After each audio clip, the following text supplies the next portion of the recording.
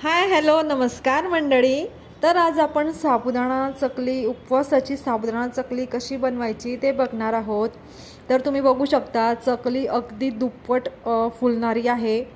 अगदी परफेक्ट प्रमाणासह आणि योग्य ट्रिकसह मी ही चकली कशी बनवायची ते सांगणार आहेत.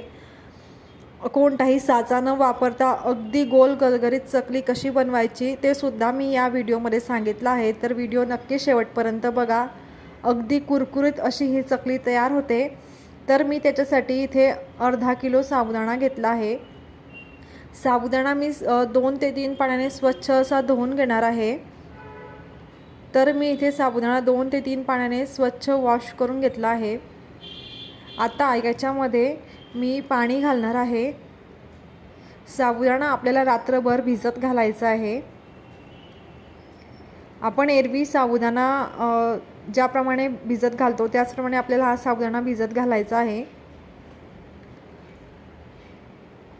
तर आता झाकण ठेवून मी याला रात्रभर भिजत ठेवणार आहे. तर तुम्ही बघू शकता मी इथे ओव्हरनाईट साबुदाणा भिजवून घेतला आहे. अगदी परफेक्ट असा हा साबुदाणा आपला भिजलेला आहे. अगदी दाणेदार असा झाला आहे, छान तयार. तुम्ही बघू शकता. मी आता हाताने सुद्धा त्याला दाबून बघत आहे, तर अगदी इझिली मॅश होत आहे. त्याचबरोबर मी इथे कढाई घेतली आहे. कढाईमध्ये मी अर्धा ग्लास पाणी घातलं आहे. आपण ज्या ग्लासाने पाणी पितो त्याच ग्लासाने मी अर्धा ग्लास पाणी घातलेलं आहे. त्यात आपल्याला हा सगळा साबुदाणा घालायचा आहे.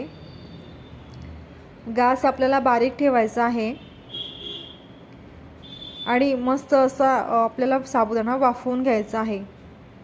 साबुदाणा जर आपण चकलीसाठी वाफवून घेतला तर जेव्हा आपण चकली खातो तेव्हा कच्चा साबुदाणा आपल्या दाताखाली लागत नाही. साबुदाणा वाफवून घेतल्यामुळे अशी कुरकुरीत छान अशी चकली तयार होते. आपल्याला सतत याला हलवत राहायचं आहे म्हणजे साबुदाणा खाली लागणार नाही. आपल्याला साबुदाणा ट्रान्सपरंट होईपर्यंत छान हलवून घ्यायचं आहे. तर मी इथे आता 5 मिनिटं झाकण ठेवून साबुदाणा वाफवून घेणार आहे. अर्धा किलो साबुदाण्यासाठी मी इथे 1 किलो बटाटे घेतले आहे. आपला साबुदाणा आता 5 मिनिटानंतर पुन्हा आपण हलवून घेऊ. छान हलवून घ्यायचं आहे. लक्षात ठेवायचं आपल्याला इथे की गॅस आपल्याला हा बारीकच राहू द्यायचा आहे.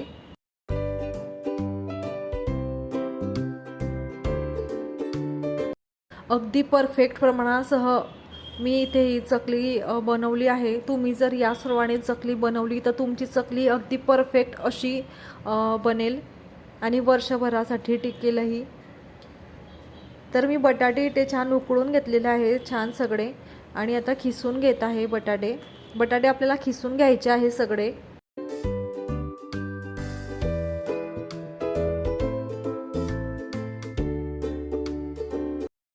खिसल्यामुळे बटाटे चकलीमध्ये कुठेही अडकत नाही. आपण जेव्हा चकली गाळतो तेव्हा कुठेही बटाटा अडकत नाही.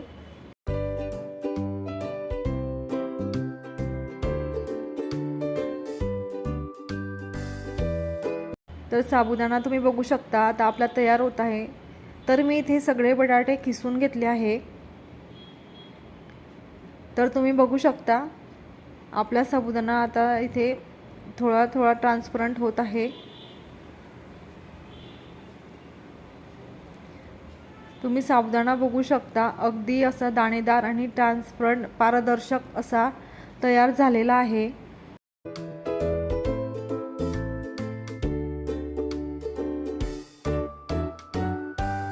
आपल्याला हा साबुदाणा पूर्ण असा पारदर्शक वाफवून घ्यायचा आहे. तर आपला साबुदाणा इथे तयार आहे चकलीसाठी. तर मी इथे आता सगळा हा साबुदाणा याच्यामध्ये काढून घेत आहे.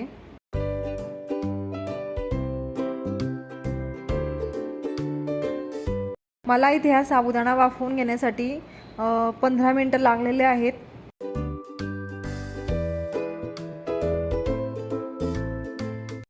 बारीक केलेली हिरवी मिरची, तुम्ही याच्यामध्ये लाल तिखटही घालू शकता, तुम्हाला जर मिरची घालायची नसेल तर तिखट घातलं तरीही चालेल. चवीप्रमाणे मीठ.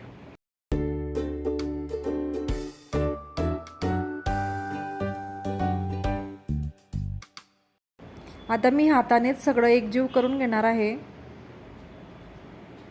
मस्त आपल्याला असं मिक्स करून घ्यायचं आहे हाताने.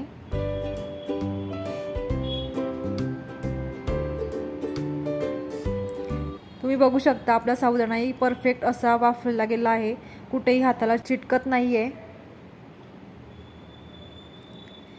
सगळं मिश्रण एकजीव करून घेतलेलं आहे छान.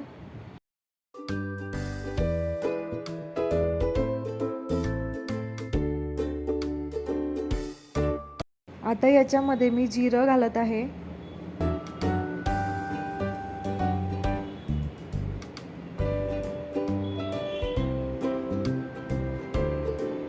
जिरं घालायचं आहे यात. छान मिक्स करून घ्यायचं आहे पुन्हा एकदा. तर आपलं इथे आता मिश्रण तयार आहे चकली करण्यासाठी. तर तुम्ही बघू शकता मी इथे थोडं पाणी लावून गोळा तयार करून घेत आहे. थोडंसं पाणी लावून घ्यायचं आहे आणि अगदी परफेक्ट असं मिश्रण आपल्याला तयार झालेलं आहे. तुम्ही बघू शकता कुठेही पातळ किंवा कुठेही खूप घट्ट असं झालेलं नाही आहे. तर मी इथे एक पिशवी घेतली आहे मिठाची. ही मिठाची पिशवी सगळ्यांकडेच असते, तर मी तिला एका साईडने अशी छान कट करून घेतली आहे खालून थोडंसं. आणि त्याच्यामध्ये आपल्याला हे सगळं मिश्रण टाकायचं आहे. अगदी तुम्ही जर याचप्रमाणे योग्य प्रमाणात जर ही अशी चकली बनवली तर नक्कीच तुमची चकली एकदम परफेक्ट अशी बनेल. आता आपण याच्याने सर्व चकल्या गाळून घेऊ. तुम्ही बघू शकता कोणताही साचा न वापरता अगदी परफेक्ट अशी गोल गरगरीत चकली आपली इथे गाळत आहे.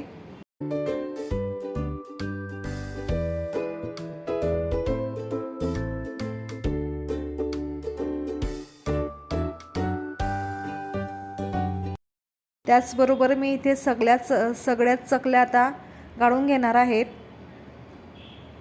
तुम्ही बघू शकता मी कोणताही साचा न वापरता अगदी गोल गरगरीत अशा चकल्या गाळून घेतलेल्या आहे. तर आपण उन्हामध्ये यांना छान 2 ते 3 दिवस कडकडीत उन्हामध्ये छान वाळवून घेतलेले आहे मी.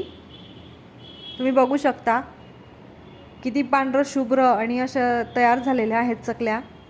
तर मी तुम्हाला इथे तळून दाखवते की आपली चकली किती छान अशी तयार झाली आहे आणि दुप्पट तिप्पट अशी चकली आपली फुलत आहे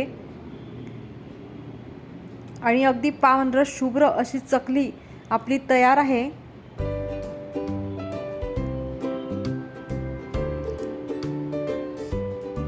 खायलाही अगदी कुरकुरीत अशी झालेली आहे चकली. तर या उन्हाळ्यामध्ये सगळ्यांनीच ही साबुदाण्याची उपवासाची चकली नक्की करून बघा. आणि माझी रेसिपी आवडली असेल तर लाईक करा, शेअर करा आणि चॅनल सबस्क्राईब करायला विसरू नका.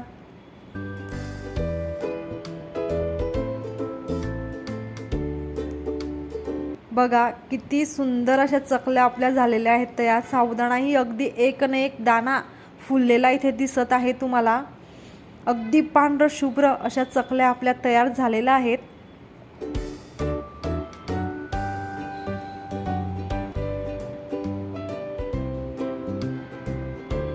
तर नक्कीच व्हिडिओला लाईक करा, शेअर करा आणि चॅनल सबस्क्राईब करायला विसरू नका. धन्यवाद.